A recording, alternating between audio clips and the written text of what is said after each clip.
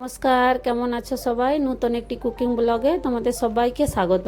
আজকে মঙ্গলবার, আজকে নিরামিষ ছিল, তো আমি আজকে দুপুরে দেখো লাঞ্চের জন্য কড়ি বানিয়েছিলাম। তো ভিডিওটা ভালো লাগলে প্রথম থেকে লাস্ট অবধি দেখবে। তো আলাদা আলাদা স্টেটে আলাদা আলাদাভাবে বানায়। আমাদের মহারাষ্ট্রে মারওয়াড়ি, গুজরাটি, পাঞ্জাবিরা সব আলাদা আলাদাভাবে বানায়। আমি একদম সিম্পলভাবে বানিয়েছিলাম। মহারাষ্ট্রের লোকেরা তো পেঁয়াজ রসুন দিয়ে বানায়, আমি বাগার পেঁয়াজ রসুনেই বানিয়েছি। তো ভিডিওটা ভালো লাগলে প্রথম থেকে লাস্ট অবধি স্কিপ না করে দেখবে। দেখো আমি একটা মিক্সি জারের মধ্যে 3 চামচ বেসন, 3 চামচ দহি, হলদি গুঁড়া হাফ চামচ, লঙ্কা গুঁড়া হাফ চামচ দিয়ে হালকা জল দিয়ে সেটাকে স্মুথ পেস্ট বানিয়ে নিয়েছি। দিয়ে সেটা একটা বাউলে ট্রান্সফার করে কিছুক্ষণ ছেড়ে দেবো। তার সাথে জল 2 গুণ অ্যাড করতে হবে, সে রান্না করার সময় দেখাচ্ছি।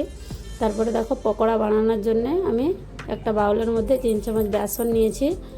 বেসনের সাথে জোয়ান অ্যাড করেছি, হলুদ গুঁড়া, লঙ্কা গুঁড়া আর কসুরি মেথি, স্বাদ অনুসার নুন, একটুখানি হিং আর আদা গ্রেট করে রেখেছিলাম সেটাও তার সাথে দিয়ে ভালো করে এটাকে 5-7 মিনিট এভাবে একই ডিরেকশানে ভালো করে এটাকে ফেটিয়ে নেবো।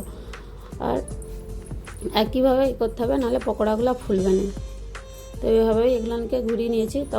যখন তুমি পকোড়াগুলো বানাতে লাগবে তার কিছুক্ষণ আগে বেকিং সোডা দিয়েছি, একদম অল্প 1 পিঞ্চ দিয়ে আরও কিছুক্ষণ ব্যাটারটাকে আমি ফেটিয়ে নেব।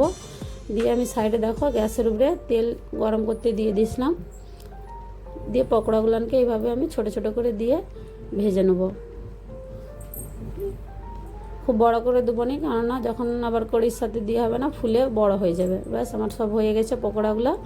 এবারে কড়িটা বানানোর জন্য মশলা রেডি করছি। অন্য একটা কড়াই চড়িয়েছি, দেখো তেল গরম হতে তার সাথে কালো সরষা, জিরা আর গোটা ধনেকে হাতে করে একটু ভেঙে দিয়েছি, আর 4-5টা কড়ি পাতা আর একটুখানি হিং আর 4টে কাঁচা লঙ্কাকে কেটে দিয়েছি, আর একটু আদা গ্রেট করে রেখেছিলাম সেটাও তার সাথে দিয়ে ভালো করে আমি তেলের সাথে ফ্রাই করে নেব।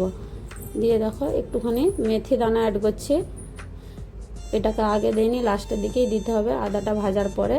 দিয়ে হাফ চামচ হলদির গুঁড়া আর কাশ্মীরি লাল লঙ্কার গুঁড়া দিয়েছি হাফ চামচ কালার আসার জন্য। দিয়ে কিছুক্ষণ এটাকে তেলে ফ্রাই করে নিয়ে, খুব বেশিক্ষণ করবো না, দিয়ে আমি যে কড়ির ঘোলটা বানিয়েছিলাম সেটা অ্যাড করে দিচ্ছি। এর সাথে 2 গুণ জল অ্যাড করেছি। কড়িটা একবারে বয়েল হবে, 5-7 মিনিট এভাবেই বয়েল হবে। হয়ে যাওয়ার পরে দেখো আমি স্বাদ অনুসার নুন দিয়ে দিচ্ছি।